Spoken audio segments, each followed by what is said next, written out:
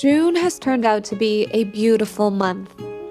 I finally gave myself permission to stop running and pushing my way through life. I'm letting it soak in. I'm done my master's, I'm done working multiple jobs, and I can just do this one thing and live my life. I realize now that every time I say yes to one thing, I say no to something else. As much as I would like to think that I'm invincible and I have an endless tank of energy, I don't. Times of rest, downtime, decompressing, and solitude are essential to my well-being.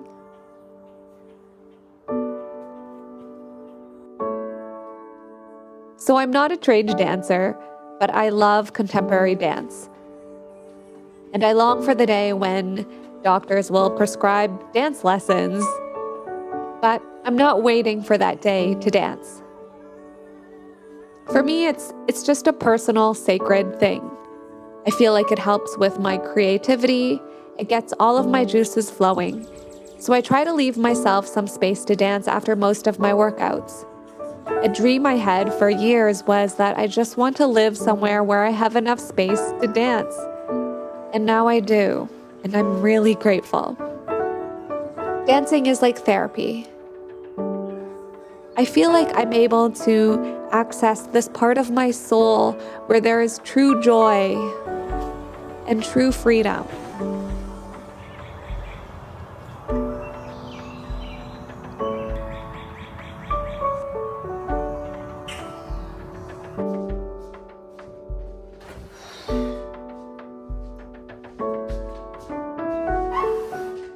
So today I thought it'd be cool to show you how I map out content for Experience Niagara. I'm someone with a lot of ideas. So right now I'm in a process of distilling down my ideas, selecting what are the best ones, and then taking the time to make sure that it's really the best thing that we can be creating. I have several notebooks that I use to record my ideas as they come to me throughout the weeks.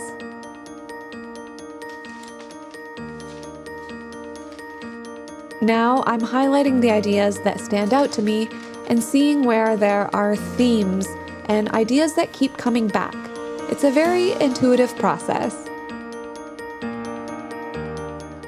So somehow, as I'm thinking through all of this, I kind of pop around here. I'm thinking about what am I good at?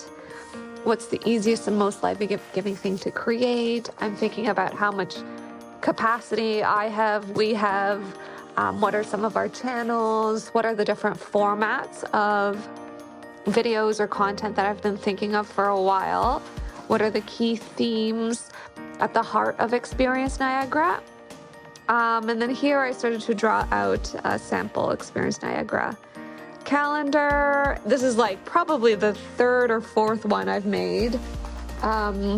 This is a previous iteration of it. And then sometimes I'll also flip open a book and just start skimming through ideas and thinking through okay, what's, not to follow something like this to the T, but it's really about understanding where are we trying to get and where are we really trying to get? There's always the part of me that wishes I could just take the first good idea that comes and run with it. And that's how I used to live my life, but that doesn't work anymore because I have too many ideas. So taking this time to actually think through and select the best ideas is important. Once in a while, I know I need to just get out of the house, get out of the office, and go somewhere different to think and work. And this cafe is one of my favorites.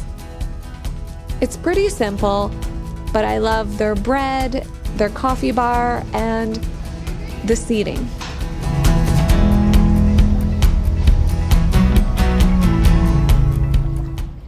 And then it's time to let go of all the thinking and just trust that with time and with action, the right things will surface.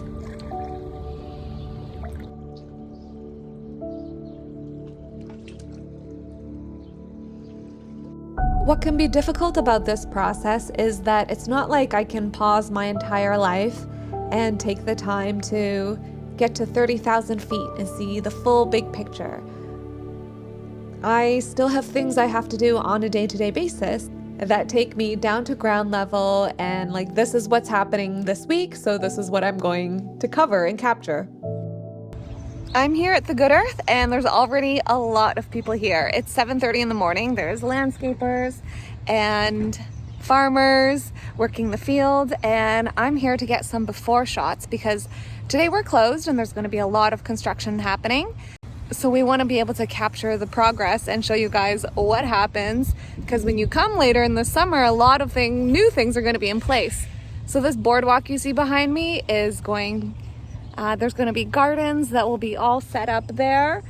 And then on this side, it's being extended into the parking lot. So let's take a look around and see what happened yesterday. And then we're going to see later tonight what happened today. Experience Niagara, the company that I also lead content for, got a new camera for me to use, and seeing the footage that's come back has gotten me so excited to make more videos.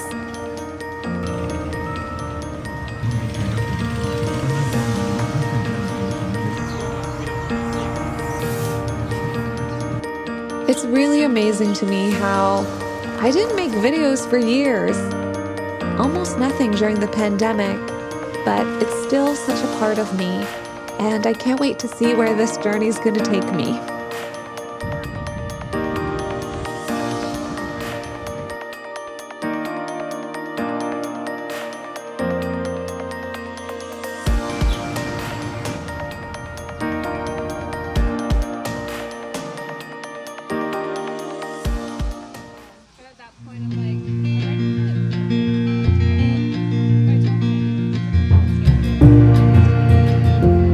Visit my friend who runs a flower farm. She was in one of my last few videos, and I got to see the update on her greenhouses. I always tell her how amazing it is that she does this, that she gets to do this, but I also understand how she feels. There's just too much going on, and it's a lot to manage. And they're way nicer this year than they were last year. This is leftover seed. This is not something I planted this year. This is all leftover from last year. They came back. So classy. Champagne. She and her family planted 5,000 of these gerberas in like 3 days, and she said it was so much work. Okay, and they're individually potted now so that if one gets sick, it's not going to contaminate. So did you buy all these little guys? And they all have bugs. Yeah, and they all have bugs. Sunday mornings are the one morning where I feel like I'm actually free and I don't have to rush somewhere. So naturally, I ended up going on a hike again. I decided to make a coffee for myself and bring it on my hike just because it made me feel a bit more cozy. I had no idea where this hike would lead, and then was pleasantly surprised to discover that it opened onto a winery. This is Angel's Gate Winery, and it's very adorable, as you can see. And I just arrived here, and from here I walked another 10 minutes back to my car. It's amazing to me that Niagara is just like an hour outside of Toronto, but it really feels like a different country. It's so beautiful because of the orchards and vineyards everywhere. Very first crop. Oh, my coffee. My tiny coffee. So this place normally sells strawberries, but they have this farm right across the street. And it's finally open. So I've got 15 minutes. I am going to go and pick some strawberries. You can actually like smell the strawberries in the air. It's amazing.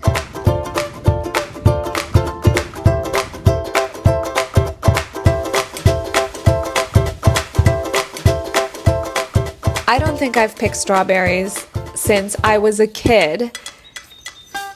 And so this felt like just a huge blessing, one of those little winks from the universe, from God, that life is still good and beautiful, and it's okay to embrace the good that is right here.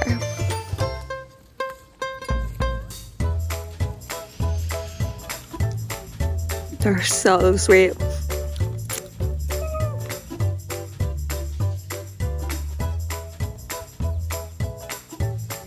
Okay, so in like 10 minutes, this is about how much I picked. Not even, I think this is like 5 minutes. As I was walking back to the house, I passed by a neighbor and told him he should go pick the strawberries. The farm is open. And he said, "Do you like mulberries?" And then he showed me his white mulberry tree and invited me to pick. It was very sweet of him to let me pick his mulberries, and I went back later that afternoon and got some more. So these are the strawberries that I picked from the farm, and these are the white mulberries that neighbor said I could pick. Just another one of my little Niagara miracles.